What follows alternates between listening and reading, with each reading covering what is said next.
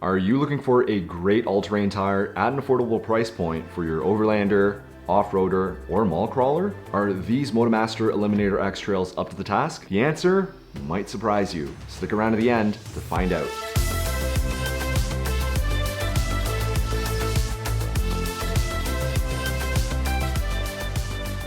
So I have an earlier video with an initial review of these tires. I'll throw a link up here in the description below. Check it out, it's also very informative. Now, after having these tires on my vehicle for an entire year, I have a much better understanding of their performance in all of these categories. And a quick disclaimer. This video is for demonstration and entertainment purposes only. The views and opinions expressed herein represent only my own and not those of Motomaster or Canadian Tire. I will not be liable for any damages, losses, injury, or death that occur if something were to happen to you, your vehicle, or anyone else or anything else involved. Okay, let's start with the specifications of these tires. The Motomaster Eliminator X-Trail all-terrain tires are an all-terrain tire, having the aggressive all-terrain tread pattern that extends off the sidewall for extra traction in off-road application. They are load range E, meaning they have the 10-ply rating. It has the 3-peak mountain snowflake symbol, which means it is rated to perform in snow and ice. These tires have a lifespan of about 90,000 kilometers. The tread pattern on these tires have good siping. The compound is made with Adapt Trail technology, which means they're supposed to perform well in any season. And coming in at about $370.99 per tire, they're about $50-ish cheaper than the market equivalents. Oh, and important fact, they're made by Cooper Tire, a reputable tire brand.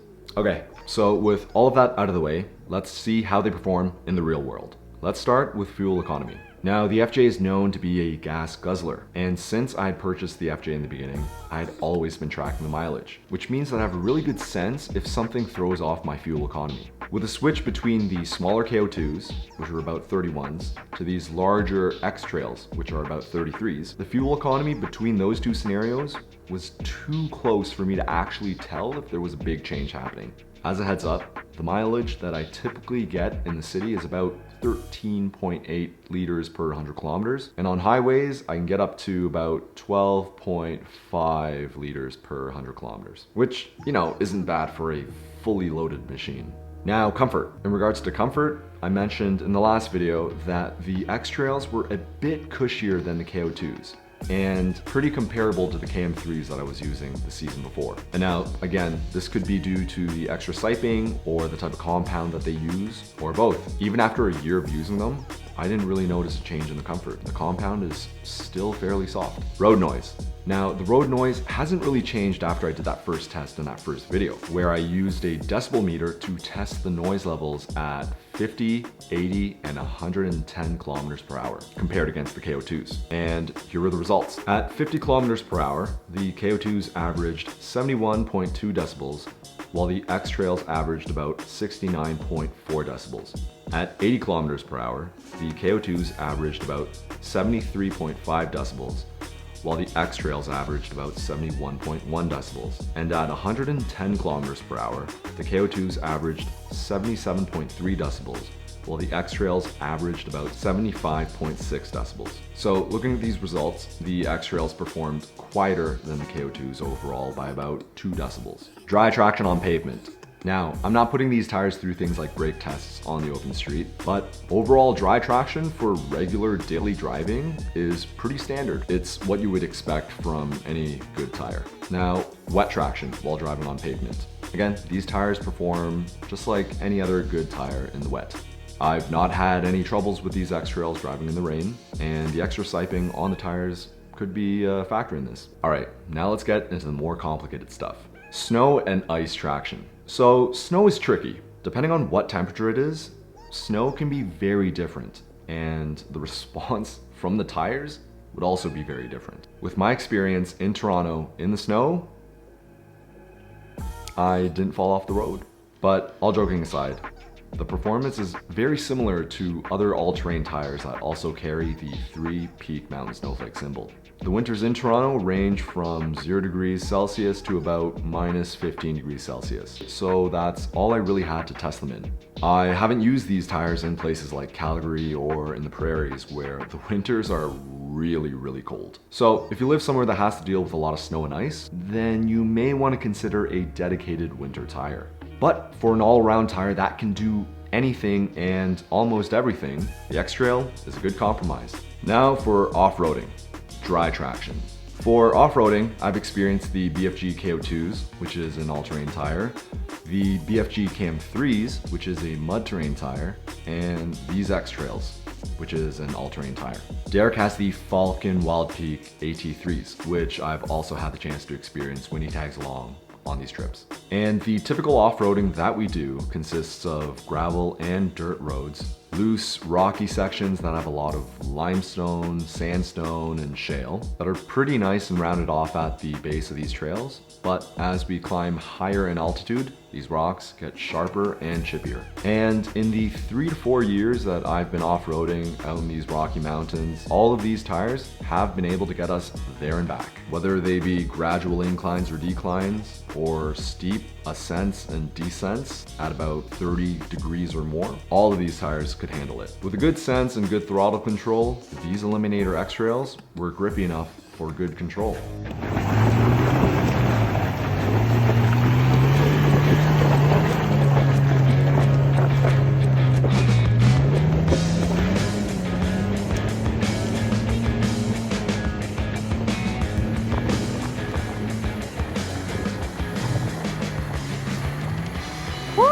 Yeah, buddy, that's steep. The only thing I don't do is big rock crawling, so I can't really give any feedback in regards to that. And the only sand I've experienced with these tires is beach sand, so I also don't have very good data on that. But for everything else that we do, off-roading in the dry, these tires were up to the task. Now, wet traction while off-roading.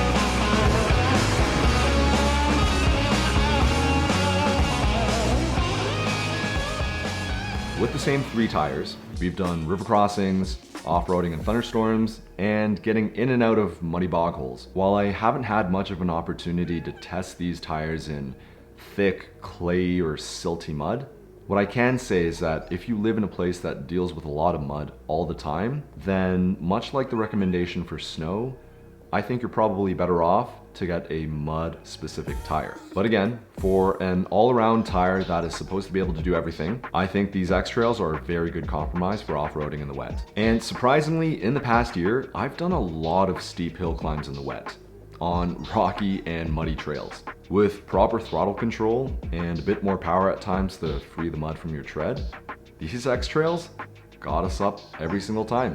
Now, the final opinion. Would I recommend these Motomaster Eliminator X-Trail all-terrain tires?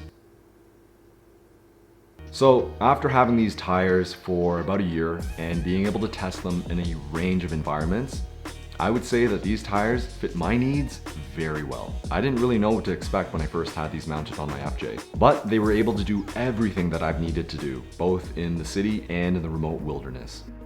And don't just take it from me, see for yourself.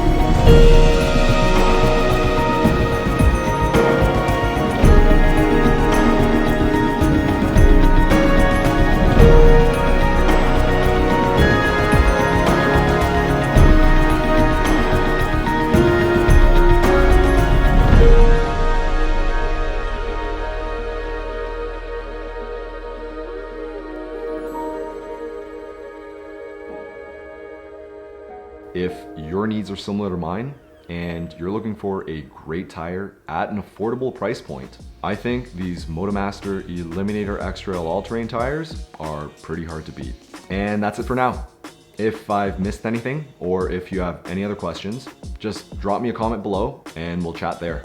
I hope this was useful for you guys. What do you think? Will you be picking up a set as well? And if you've enjoyed this video and all the other videos that I create, hit me a like, subscribe, or support me on my Ko-fi page. All that helps keep me afloat on YouTube. Thank you guys so much. I'll catch you in the next one.